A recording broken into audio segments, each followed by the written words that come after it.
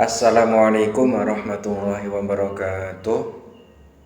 Perkenalkan, nama saya Dai Hasan Thoriki dari semester 8 Pendidikan Agama Islam State Al-Muslimun Togor Blitar. Di sini sebagai salah satu tugas dari mata kuliah Manajemen Lembaga Pendidikan Islam. Di sini saya akan menjelaskan makalah terkait pemecahan masalah dan juga pengambilan keputusan. Jadi yang pertama ke pemecahan masalah. Apakah yang dimaksud dengan pemecahan masalah? Pemecahan masalah adalah proses mengidentifikasi, menganalisis, dan menyelesaikan masalah dengan menggunakan teknik atau metode yang tepat sesuai dengan waktu, sesuai dengan situasi dan kondisi. Dan ada beberapa langkah-langkah ketika ingin memecahkan masalah.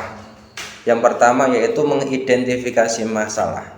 Jadi pertama kita harus menentukan masalah mana yang mau kita pecahkan, dan kita harus memahami penyebab dari masalah tersebut muncul. Yang kedua adalah menganalisis masalah.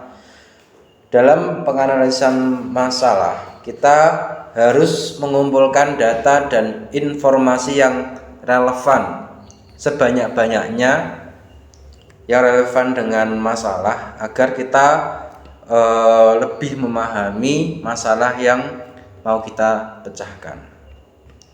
Yang ketiga yaitu mengembangkan solusi. Setelah kita tahu akar permasalahannya, setelah kita tahu data-data yang relevan terkait masalahnya, maka kita mencari dan mengembangkan solusi yang tepat untuk memecahkan masalah tersebut. Selanjutnya yaitu yang keempat, mengimplementasikan solusi. Setelah kita tahu bagaimana solusinya, maka selanjutnya adalah melaksanakan solusi yang telah kita pilih, dan nantinya akan terus tetap dipantau bagaimana hasilnya.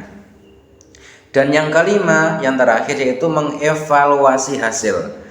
Setelah pelaksanaan selesai, maka kan ada yang namanya hasil. Hasil tersebut dapat kita evaluasi. Jika masih perlu diperbaiki, maka harus disesuaikan atau perlu dipertingkatkan lagi. Itulah langkah-langkah dari memecahkan masalah. Terus dalam memecahkan masalah itu kita bisa menggunakan berbagai macam teknik, metode dan teknik. Di antaranya yang pertama yaitu analisis SWOT. Nah, sering sekali kita mendengar tentang analisis SWOT, yaitu yang pertama kita menganalisis tentang kekuatan, yang kedua kelemahan, yang ketiga peluang, dan yang terakhir yaitu ancaman. Jadi dalam hal ini kita harus menganalisis kekuatan untuk mencapai tujuan tersebut. Terus yang kedua kelemahan yang menghambat tujuan tersebut. Yang ketiga kita harus mengetahui peluang yang dapat membantu tercapainya tujuan tersebut. Dan yang keempat adalah kita harus tahu ancaman yang akan menghambat tercapainya tujuan tersebut. Jadi ya intinya cuma 4 tadi, yaitu yang pertama terkait tentang kekuatan, yang kedua kelemahan, ketiga peluang, dan yang keempat ancaman. Kemudian selain menggunakan analisis SWOT, kita juga bisa menggunakan brainstorming, yaitu kita mencari ide dan solusi dengan cara berpikir kreatif dan terbuka. Jadi dalam hal ini kita sebanyak-banyaknya menyalurkan ide yang ada dalam pikiran kita, tak ada batasannya. Nah, dalam hal ini nggak ada yang namanya kritikan. Jadi dalam perkumpulan, dalam satu kelompok itu semuanya mengeluarkan ide sebanyak-banyaknya dan sekreatif-kreatifnya. Yang ketiga, kita bisa menggunakan diagram alir, yaitu menggunakan diagram untuk memvisualisasikan proses dan memahami masalah secara lebih baik. Dalam diagram alir kita bisa menggunakan simbol-simbol dan garis-garis untuk menggambarkan langkah-langkah dan hubungan antar mereka. Contohnya di sini bisa menggunakan simbol. Dalam hal simbol yang biasa digunakan dalam diagram alir itu yang pertama contohnya seperti oval, itu dapat diartikan awal dan akhir suatu proses. Yang kedua persegi panjang dapat diartikan langkah-langkah proses. Yang ketiga berlian dapat diartikan sebagai keputusan. Dan lingkaran dapat diartikan proses yang berulang.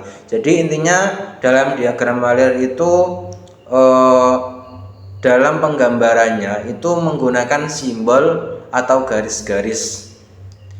Nah, itu bisa menggunakan simbol, garis, label dan sebagainya.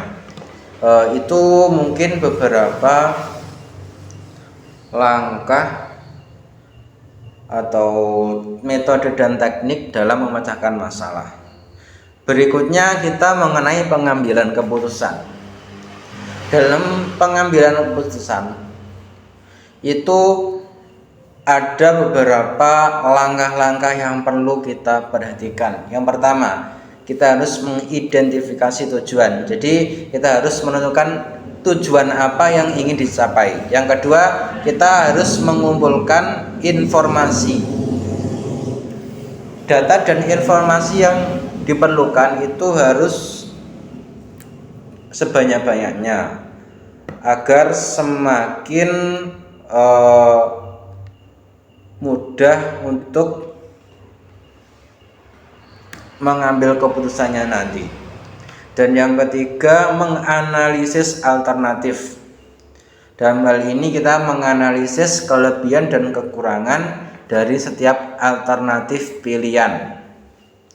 Yang keempat, memilih alternatif terbaik. Jadi setelah dianalisis tadi tentang kelebihan dan kekurangan alternatif keputusan masing-masing, maka seharusnya setelahnya kita memilih alternatif yang terbaik. Dan yang kelima, mengimplementasikan keputusan, yaitu melaksanakan keputusan yang telah diambil. Jadi setelah alternatif terbaik terpilih, maka selanjutnya adalah melaksanakan keputusan tersebut. Dalam mengambil keputusan itu bisa menggunakan beberapa pendekatan, diantaranya pengambilan keputusan rasional, yaitu menggunakan logika dan analisis untuk memilih alternatif yang terbaik. Yang kedua, pengambilan keputusan intuitif, yaitu menggunakan pengalaman dan insting untuk memilih alternatif terbaik. Dan yang ketiga, pengambilan keputusan partisipatif, yaitu melibatkan orang lain dalam proses pengambilan keputusan. Pengambilan keputusan yang efektif itu memerlukan beberapa keterampilan. Jadi enggak boleh sakarape dhewe dalam mengambil keputusan. Nah, jadi ada beberapa keterampilan yang harus dimiliki dalam mengambil keputusan, yaitu yang pertama, analisis kritis, yaitu mampu untuk menganalisis informasi dan mengambil atau membuat keputusan yang tepat. Yang kedua yaitu kreativitas, yaitu kemampuan untuk mencari alternatif yang inovatif dan kreatif.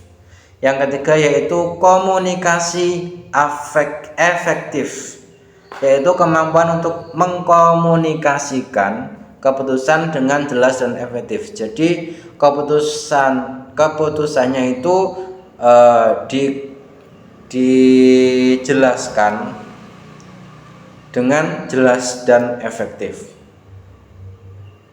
Mungkin demikian yang dapat saya jelaskan. Apabila ada kurang lebihnya saya mohon maaf. Kritiknya saya terima jika memang ada kesalahan. Akhirul kalam, wassalamualaikum warahmatullahi wabarakatuh.